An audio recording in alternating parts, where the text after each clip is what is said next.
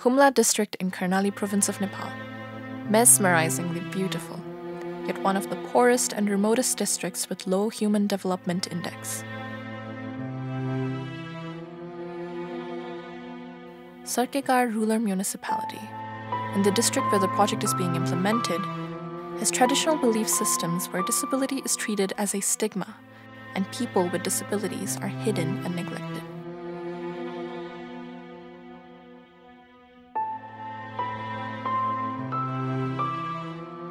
This is Santoshi Shahi. Santoshi is physically impaired by birth and can walk only with the support of a wooden cane.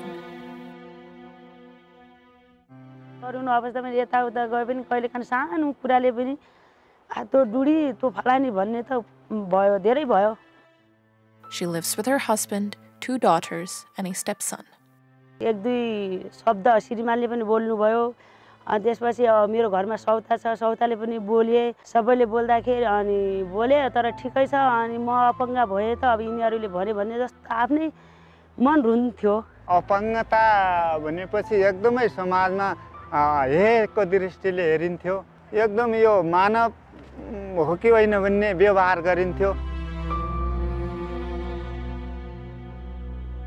Similarly, 9-year-old Vidyaman has difficulty in walking through rough terrain. Due to a poor economic condition, he could not get a timely treatment. 2 वर्षसम्म त्यसको त्यति थाहा भएन. 2 वर्षभन्दा पछाडि 4-5 वर्षसम्म हल्का हल्का अलि खुट्टो हल्का हल्का लचिन्थ्यो. त्यहाँभन्दा पछाडि अब त्यसलाई उपचार लिएको 8 वर्षमा. He lives with his parents and 3 sisters. 30-40 हजारले तल लिए अनि उपचार पनि भएन. अब आर्थिक न्यून भएर पनि अब त्यसको उपचार गर्न नसकिया हो. अपङ्गता बोल्ने भाषा अलि फरक ढङ्गले बोल्थे, रुखो शब्दले बोल्थे. त्यो अपङ्गलाई हेलाको दृष्टिले हेर्ने व्यवहार शब्दहरू प्रयोग गर्ने खालको थियो.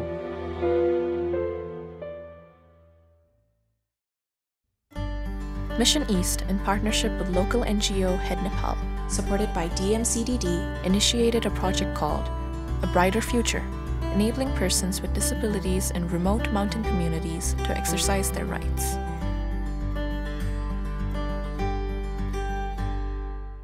म पहिला परा जस्तो गाउँमै बस्थे अनि एकचोटी को अपङ्ग कस्तो भनेर परिचय लाग्नु भयो. त्यसपछि हेड नेपालले उम्टी शिविर राख्यो. चेक गर्दाखेरि अनि मेरो अहिले ख नम्बर छ. हेड नेपाल आएदेखि हामीले पाएको हौं के त्यो भन्दा अघि थाहै थिएन हामीलाई.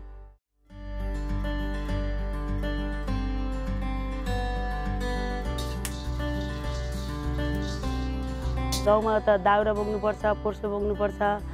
अब एक जर्किन पानी ल्याउन त सक्दिन भनेपछि मैले दाउरा र पोर्सो त बोक्न सक्दिन. अब अर्कै सहारामा चल्थे.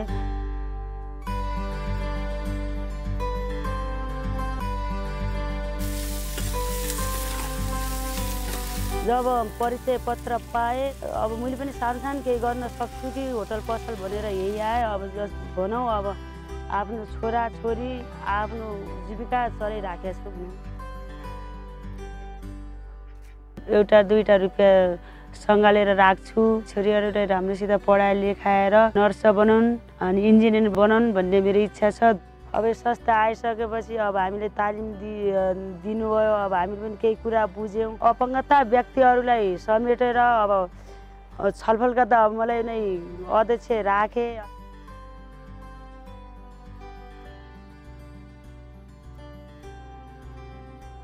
छिमछिमे पानी मल्यौ सिपालु मायाले सबै सिकाइदेऊ.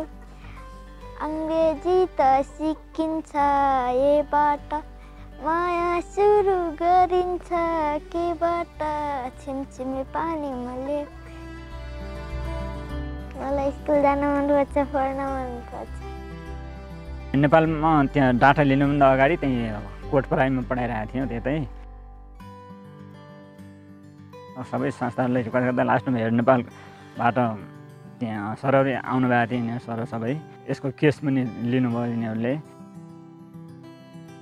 नत्र चैतमै पनि माथि सिमुकनमा जाने हो. त्यो अब कोभिडले गर्दाखेरि अहिले रोकियो. र्याङ्किङ टप 10 भित्रै छ उसको पढाइ हेर्दाखेरि अनि उसको व्यवहार हेर्दाखेरि उसले अवसर पायो भने गर्छ होला जस्तो लाग्छ. अपाङ्ग हेरेर तालिम गराएको थियो। संस्थाहरूबाट यसले तालिम प्राप्त पाएकै छ। नेपाल सरकारबाट आउनेको अब सुविधा यसले पाएको छ। अरू काम गर्ने त यसको स्थिति छैन। यो पढेर के गरेर पछि खान सक्छ भन्ने यसलाई यसको भविष्यको लागि मेरो सोच छ। आज हामीहरू चाहिँ अन्तर्राष्ट्रिय अपाङ्ग दिवसको दिनमा यहाँ अपाङ्गता सम्बन्धी केही कुरा लिएर यहाँ देउडा प्रतियोगितामा भाग लिन आएको। म चाहिँ आफै नै अपाङ्ग छु, अरूहरू चाहिँ अरूको फ्यामिली कोही सदस्य अपाङ्ग भएर आएको। Deoda is a form of a folk song popular in far and midwestern regions of Nepal, performed during festivals. On occasion of World Disability Day, Mission East's partner organization organized Deoda to mark the day as well as to use Deoda as a tool for raising awareness on disability.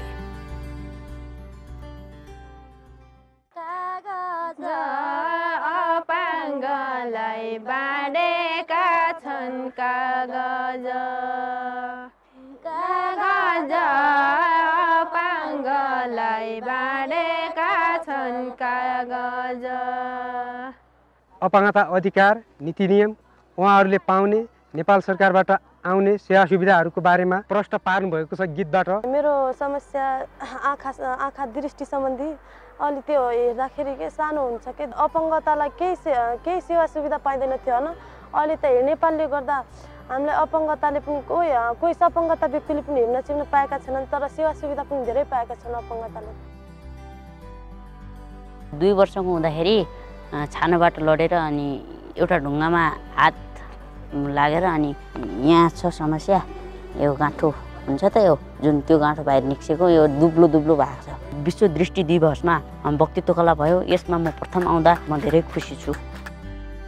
जयदा भनेको वडा number 11 गाउँपालिका वडा number 1 एकदम पिछडिएको ठाउँ हो। उहाँ एउटा तपाईँको डक्टर लिएर डक्टरको टिमै लिएर त्यहाँ पुग्नु भने त हाम्रो लागि पनि ठुलो कुरो हो। घरको दैलैमा मैले कार्ड पाएँ भन्ने खालको त छ नि। उहाँले एउटा कार्ड दिनको लागि डक्टरको टिम लिनुभएको छ। कार्ड ल्याउनको लागि टिमै ल्याएर तपाईँको त्यो कार्ड घर घरमा बाँड्नु भएको छ। जो अपाङ्गता भएका परिचय पाएका छन् उहाँ तपाईँको भित्रैदेखि खुसी छन्। यसलाई न्यूनीकरण कसरी गर्ने भन्ने चाहिँ एउटा प्रिभेन्टिभ र काउन्सिलिङ सर्भिस पनि अगाडि बढिरहे जस्तो लाग्छ मलाई। हस्पिटलमा एएनसी चेकअप गर्नेको पनि लगभग पपुलेसन चाहिँ बढिरहेछ। त्यसले गर्दाखेरि पनि एउटा चाहिँ घुम्ती शिविर र यो हिड नेपालले चाहिँ जुन आइडेन्टिफिकेसन र अनि अधिकार दिलाउनेमा लागिरहनु भएको छ, उहाँको चाहिँ काम चाहिँ एकदम सन्तोषजनक भयो र आउटकम पनि राम्रै भयो जस्तो चाहिँ लाग्छ। आफ्नो अधिकारको लागि केही आवाज उठाउने, आफ्नो अब गाउँपालिका वडापालिकामा पनि आफ्ना आवाज लिएर आफ्ना जुन सेवा सुविधाको लागि अगाडि बढ्न अलिक पहिलाभन्दा क्षमतावान हुनुभएको छ। अपाङ्गलाई बोल्ने भाषाहरू थिए, ती भाषाहरू यी तालिमहरूबाट हामी लगायत हाम्रो समूहमा गाउँका सबै अपाङ्गहरू, हाम्रो गाउँका सबै सपाङ्ग व्यक्तिहरूले जो सुधारिएका छन्। हाम्रो सीमा सुरक्षा यति छ, हामीले यतिसम्म लड्न सक्ने हाम्रो कानुन छ हैन। हामीले पाएका छौँ, अधिकार पाएका छौँ। हामीले लगभग 350 जति अपाङ्गता भएको व्यक्तिहरू चाहिँ त्यहाँ होला भन्ने हामीले पूर्व अनुमान रहेको थियो, तर हामीले चाहिँ परियोजना अवधिभित्र 426 भन्दा बढी अपाङ्गता भएका व्यक्तिहरूको पहिचान गरी उहाँहरूलाई चाहिँ परिचय पत्र वितरण गर्ने कार्यमा सहजीकरण गर्यौँ। सरकार गाउँपालिकामा त्यहाँको चाहिँ स्थानीय अपाङ्गता समन्वय समिति गठन गर्न, परिचय पत्र वितरण कार्यविधि निर्माण गर्न र त्यसलाई चाहिँ पास गर्नको लागि यो परियोजना अन्तर्गत चाहिँ सहजीकरण भएको छ। स्थानीय सरकार मार्फत गाउँका ती अभिभावकलाई हामीले ती बालबालिका भनेका कस्ता कस्ता बालबालिका हुन्, यिनले के सेवा सुविधा पाउँछन्, यी विद्यार्थीको यी बालबालिकाको लागि नेपाल सरकारले तिनको शिक्षाको निमित्त के कस्तो सहयोग गर्छ भन्ने कुराहरू प्रचार प्रसार हामीले स्थानीय तहका गाउँपालिकाका प्रमुख उपप्रमुख वडा अध्यक्षहरूलाई पनि यो कुराहरू तालिम जस्तो राखेर उहाँहरू मार्फतै जानुपर्छ। त्यो प्रचार प्रसार जब पुग्छ, जानकारी पाउनुहुन्छ अनि शिक्षाको पहुँच, स्वास्थ्यको पहुँच अनि राज्यको विभिन्न सेवा सुविधासँग पहुँच चाहिँ पुग्ने हुन्छ। मिसनिसले त्यो गरेको पनि छ। गाउँघरमा पनि गएर अब आफूले पाइए दुःखहरू अरूलाई पनि यस्तो नभन् भाइ भनेर अब सिकाउँदैछौँ भनौँ। अब हामीलाई जीवनमा आफ्नो अधिकार आफै पाइयो भने जस्तो लाग्छ।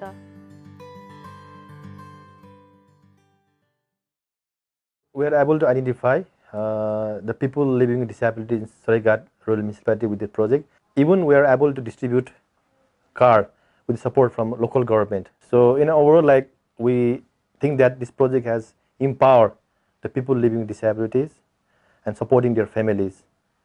So for all these achievements, we are very much thankful for DMCD. We are very much thankful to our headquarters in Brussels, Belgium, and all the people living in Denmark. And we are very much thankful to our local partner, Aid Nepal. We want to give our credit to Nepal government, Social Welfare Council, provincial government, district government, and even the local municipality. Because of their support, we are able to achieve this project. And thank you so much.